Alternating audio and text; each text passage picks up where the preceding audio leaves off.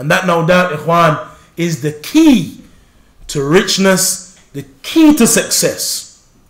Tuba, give glad tidings.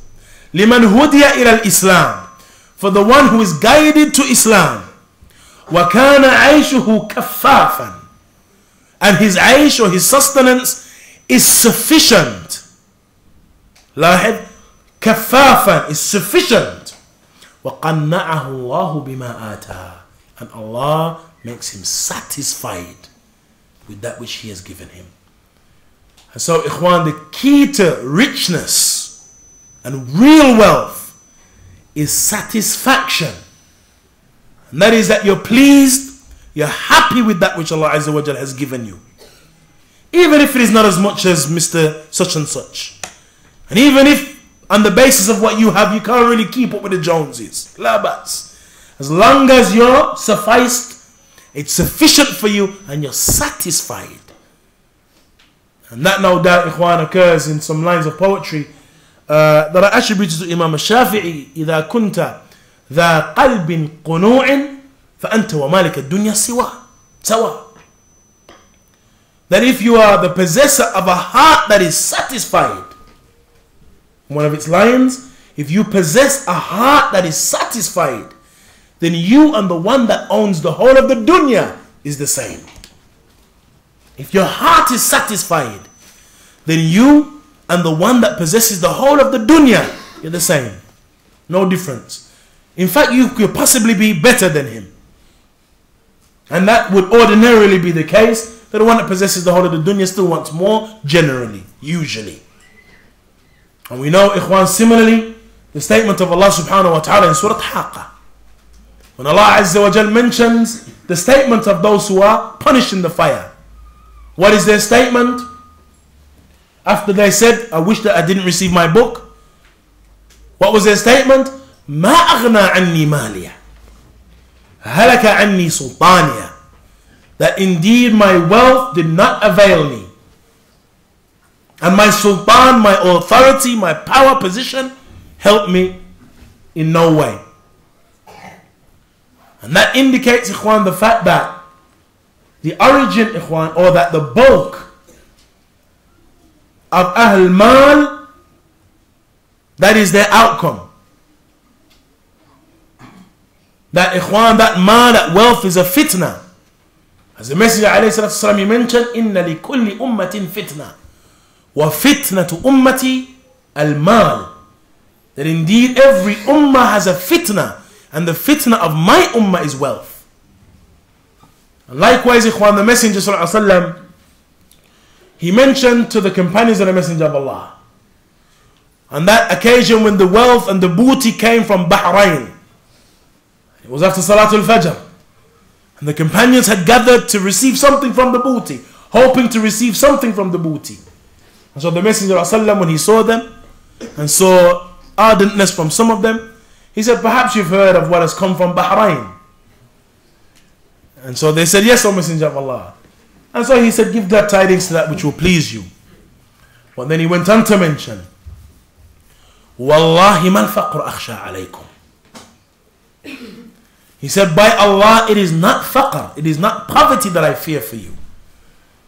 If the Messenger didn't fear it for us, ikhwan, then we shouldn't fear it for ourselves. As Allah informs us, the shaitan threatens you with poverty. Shaitan ya'idukum al-faqr. The shaitan threatens you with poverty. You're going to be poor. What about your kids? What about the house? What about the rent? What are we going to do? Poverty. How are we going to survive? Huh? And then you may have one of the spouses is satisfied, but the other spouse caused problem for the other one. I know some of you are thinking usually the women, but that's not intent, ikhwan. That wasn't what I was going to say. But one of them causes problems for the other. We need this. We've got to have some more of that. We got an increase in such and such. Such and such has got a new one. We have to get the update. Such and such has got that one. We need the new model. And so on and so forth, ikhwan. And so the takathur and piling up of wealth and rivalry, it continues and gets worse. And now with all the change in models that are taking place now, ikhwan, and the rapid rate in which the new design occurs and the new design comes out, now it gets even worse, ikhwan, and the fight and the struggle for an increase in mal, it continues. And so, ikhwan, that we nurture ourselves upon satisfaction, upon being satisfied, upon qana'ah. That is, ikhwan, the maqsood, and that is the intent.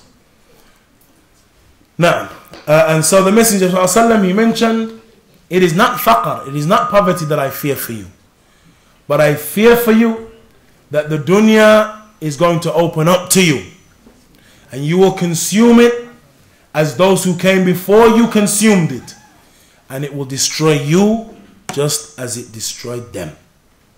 You'll consume it as those who came before you consumed it, and it will destroy you just as it destroyed them. And so, ikhwan, after that which is related to the affair of the dunya, and Allah warning us against those affairs, don't look towards the fact that you may not have been given much from rizq, for indeed that may be an alama of khair. It may be that Allah Azza wa Jalla is protecting you from that, as occurs again in another hadith, when the Messenger ﷺ, he mentioned that indeed when Allah Azza wa Jalla loves his servant, then he protects him. Hamahu dunya, as the Messenger ﷺ, he mentioned, Hamahu dunya, he protects him from the dunya, just as one of you would sit over the poor relative that you have, feeding him or her water.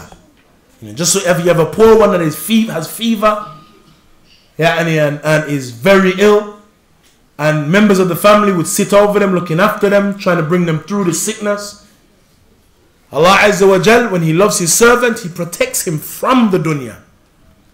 Just the same way as one of you would sit over your relative or the sick one from among your loved ones, feeding them water, looking after them.